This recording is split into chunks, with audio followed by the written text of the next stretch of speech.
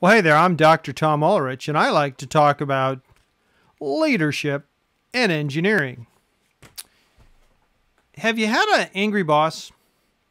The truth of the matter is, maybe it's a little more realistic or it'll be a little more surprising if we ask the question this way. Have you had a boss who wasn't angry? Certainly in my experience, early days where I started out in aerospace, when I became a manager, it's pretty much against my will. I mean, I'll tell that story some other time, but there was no training for leaders. It was just kind of, monkey see, monkey do. And what I learned there was if you're a manager and you don't like what you're seeing, just start yelling. So the truth is, having angry bosses, in my experience, is very, very common. So when I did my dissertation, what I actually looked at was the impact of leader emotion on both at kind of the group level, the culture level, as well as at the individual level. And the idea, was kind of based on some quantitative. We had some interesting things we knew from the quantitative literature, but I wanted to go in more in depth, and I wanted to add a little bit wider range of emotions. So what I looked at was the impact of an angry boss, a stressed boss, a sad boss, and a happy boss. At any rate, in this video, what I want to do is share some of my findings when I was looking at the impact of angry bosses. Now, my dissertation was qualitative, so what that means is I didn't go in with a scale and, ask questions like from 1 to 5. Do you agree? Somewhat, a lot, somewhat disagree, and so on. This was all asking questions. Now, I know to a group of engineers, this always goes over rough and, that's not scientific. Well, maybe sometime I'll do a video on that, but the science of doing qualitative analysis has come a long way. And there is a tremendous amount of rigor, and you can retrace every one of my decision points, which is pretty much the argument against qualitative. It used to be people would go talk to people and say, well, here's the summary. And with the modern methods of qualitative coding, you can retrace and, more importantly, question every decision I made and see exactly how I got to the conclusions. And the reason I did that was a couple things. One is that what we know from the research on organizational culture, particularly from the work from Edgar Schein, is that attempts to study culture quantitatively generally fail and don't reveal insight. So if you want to study culture, you really do want to do qualitative. And I wanted to look at culture, particularly the part of culture known as air management culture, which is like the degree to which, the group accepts and leans into the notion that, we're humans and humans make mistakes. Therefore, rather than spending our time convincing ourselves we don't make mistakes, let's accept the fact we do and come up with strategies to mitigate the impact of those mistakes. And the other thing is there was some chaos from the quantitative literature that I thought needed sorting out. So in particular, there's some really great research by Dr. Victoria Visser in the Netherlands. And what she looked at was the impact of leader happiness and leader sadness on the people they lead. And what Dr. Visser found was that if you're trying to do analytic tasks, which of course engineering's a lot of analytical tasks, that the optimum performance of the people occurs when the leader's slightly sad. And she also found that if you're trying to do creative tasks, the optimal leader emotion is happiness. So what we know from Glenford Meyer's seminal book on software testing is that testing is a combination of creative work and analytical work. And so, if you think about the creative, happy's good, sad's bad. But if you think about the analytical half, happy's bad and sad's good. So I was trying to sort that out. So I ended up doing qualitative study. For qualitative, had an enormous data sample. I ended up with just the transcripts, the coded transcripts. I think it was like 270 pages. So it was a pretty big research effort. At any rate, So what I did is I looked at these professional software testers and I asked a series of questions, really trying to get down to the question of, you know, how do the emotions of your manager affect you as a software tester, as a test engineer? And what I found was basically the leader emotion, the particularly anger, affects different people in different ways. So with anger, when I looked at, these are software testers. So one thing I looked at was their ability to find bugs. Because, at the end of the day, a software tester who doesn't find bugs is not much of a software tester. So what I did find was some people actually reported that an angry boss makes them find more bugs. And the explanation seemed to run along the lines of, it helps me focus and stop goofing around. Other people sort of said, it really doesn't affect them. And the really interesting thing about the people who said that their boss's anger doesn't affect them is they said that with a great deal of pride. And they went on to explain all their extravagant ways they've come up with to sort of manage and deal with their boss's crazy emotions, their anger. And a lot of the testers reported that the leader anger just devastates them. And the pool that I drew these participants from, it was really a great pool because they had several managers, and one of them was, the absolute prototype angry boss, just angry about everything and angry with everyone.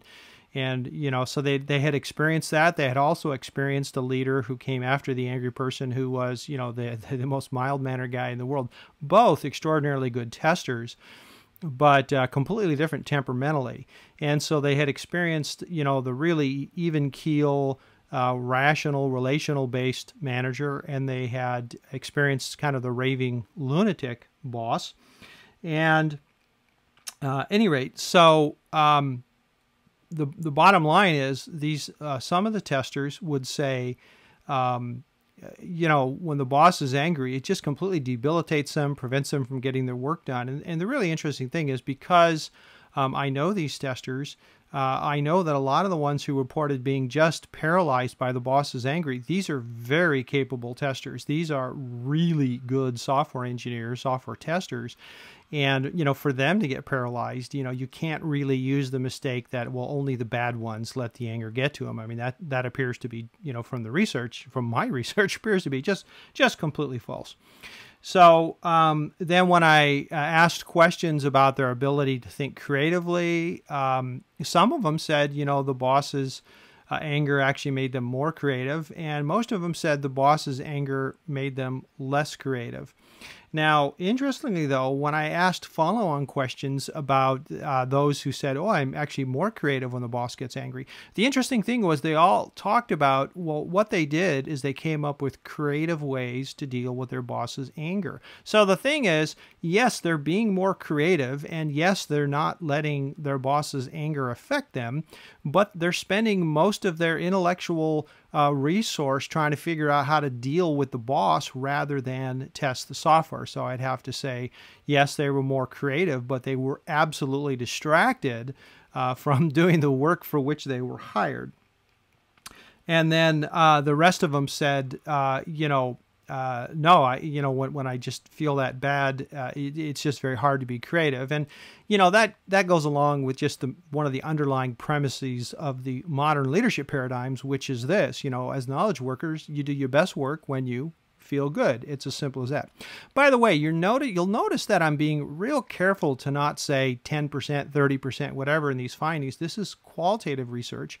And one of the classic mistakes you can make as a qualitative researcher is to turn qualitative research into quantitative research. So we're not looking at percentages because we're not trying to figure out what's the likelihood or anything like that. We're trying to understand the range of responses. Now, you could do a follow-up where you get a quantitative researcher come in and then all the things I've identified, they could sort out the percentages. But make no mistake about it, my goal here is not to sort out the percentages. The goal is to figure out the possibilities. By the way, I mentioned also that I know these testers. So If you're a quantitative research, this would be outrageous, doing research in your own backyard. But a qualitative research is actually quite different. I mean, think about it this way. Let's suppose you wanted to study some culture in an island in Indonesia somewhere. Well, if you really wanted to study that culture, first thing you do is go live there for 10 years. And then you'd become an insider. And Edgar Schein makes the comment that, it's very hard for people not in a culture to understand the culture. And so if you're going to study a culture, you need to do one of two things. You either need to spend enough time there to become an insider, or you need to have some trusted informants who can help you interpret, your findings. At any rate, so as an insider, I was able to very effectively study the culture. And it also helped me to be able to purposefully study, who we interview, because I know who worked for who. I know, I made sure I had people that worked for both the angry boss and the very even-keeled boss. And I was really able to make sure we got a sample that'll give us all the ranges of results. Now, note well, because I'm an insider, because I have all the experience, there's no way you can make this quantitative. You can't generalize. All you can do is say, this is what happened with this group. But that's good enough, according to the research, like Cresswell and others, that forms a basis of then what do you want to go count if you're a quantitative researcher. At any rate, so I asked similar questions about ability to think analytically, and it was pretty much the same sort of response. Some people said, yeah, it actually kind of helps them a little bit. Most of them seemed to say, yeah, it's just simply hard to concentrate. And I heard that comment a lot. And, the bottom line is, for the angry boss, you need to realize that if you're leading engineers, their job is to think for a living. And when you're angry, you interrupt with their concentration. And then finally, I asked a lot of questions about their ability to learn and their willingness to learn. And nobody reported that an angry boss makes them more likely to learn. I mean, nobody said, oh yeah, because he's angry, I went and spent some time, improving my craft. I mean, some people, again, just said, no, I don't let it get to me. And these are the people that, sort of very pleased with the fact that they've got a strategy for dealing with the angry boss. And most of them said, it really destroys their ability to learn. And what it does, it affects their willingness to learn. So they, so afraid that by doing anything that's not directly related to their assignment, the boss will explode again. And then in terms of error management culture, what I found was, when you have an angry leader, there was nobody who said, oh yeah, my willingness to discuss errors improved. I mean, what most people said was, yeah, when he's, this guy's angry, I'm not going to go tell them there's a bug. And so you actually saw these people admitting that because they're angry, their boss is pervasively angry, they're just very unwilling to call attention to a bug, sometimes because they're worried about getting the developer in trouble. Other times they're worried about, the angry boss would actually react as if that software developer caused the bug. They didn't cause the bug. They merely found the bug and prevented it from killing somebody. So, the anger is a really irrational response. And then also in terms of willingness to discuss an error, because what you want in a good error management culture is you want an environment where you can simply talk about what I do wrong, what can we do in the future. And some of the testers said, the boss's anger isn't going to affect them. They're going to do the right thing no matter what. And most of them just kind of said, yeah, with the angry boss, I'm not saying anything to anybody. I'm tired of getting yelled at all the time. So it really does appear to be the case that, the angry boss really negatively impacts, patient safety culture and error management culture. Interestingly, it's kind of like this. Hey, listen, the boss is angry. Let's huddle together and help each other and kind of, let's solve our own problems rather involving the boss. Other people, again, were kind of just said, yeah, the anger doesn't affect me. And other people kind of curled up into a ball. And the picture I kind of had in my mind is those little roly-poly bugs, that kind of roll up into a little ball. Just they don't want to say anything. They don't want to have contact with, it really shrivels their soul. And finally, in terms of willingness to trust either the boss or coworkers, same thing. Some said up, some said down, some said no difference. But you know, and the trust tended to go up between the coworkers. The distrust was between the boss, and you know, then some people just again were very pleased with the strategies they had come up with to deal with their boss's anger, and so they sort of, you know, very gleefully reported that they don't let it bother them. The bottom line is this: I would say one thing categorically. Anger is bad for the people who aren't affected. You've distracted them. For people who are affected, you've destroyed them. You've reduced the probability of the group disclosing an actual bug, whether or not it's safety critical. And so you know, if you're the angry boss, you really are hurting yourself. And you know, see my video on you know, perception and things like, I think I've done one recently. I'll put the link down below. But, you know, you're probably kidding yourself into how bad it is. You're probably telling yourself, well, I don't get angry that often. My anger's not that bad. The people don't seem to mind it. But you're really probably kidding yourself. That's probably the main thing they're thinking about all the time. That's probably the way they characterize you. So that may be bitter medicine, but it's something you need to hear. Simply put, you know, you might have a problem. Now, anybody who knows me, particularly from long past, would say, but Tom, you're an angry leader. Well, I certainly was. And, you know, one of the things I found throughout the PhD program, and especially during the dissertation, was I really came to terms with just how bad those times when I became angry. So maybe sometimes I'll say it this way when I'm speaking at a conference. I'll say, you know, if you're doing self-reflection and wondering if you're a jerk, you know, the best you can do is just kind of wonder and theorize, whereas I have scientific proof that I'm a jerk. And, you know, one of the whole premises of the engineering leadership guy is I'm not one of these leadership experts that says basically, whether they say it overtly or not, you know, you can tell the underlying idea is, hey, I'm amazing, be like me. You know, in a lot of ways, the stuff I'm doing, the premise is, please don't be like me. You can do a lot better than that. So I really wished I had learned these things, particularly about angry. Oh, I would give almost anything if I had learned that when I was 22 years old. And I look back at my career and times I've exploded. And, you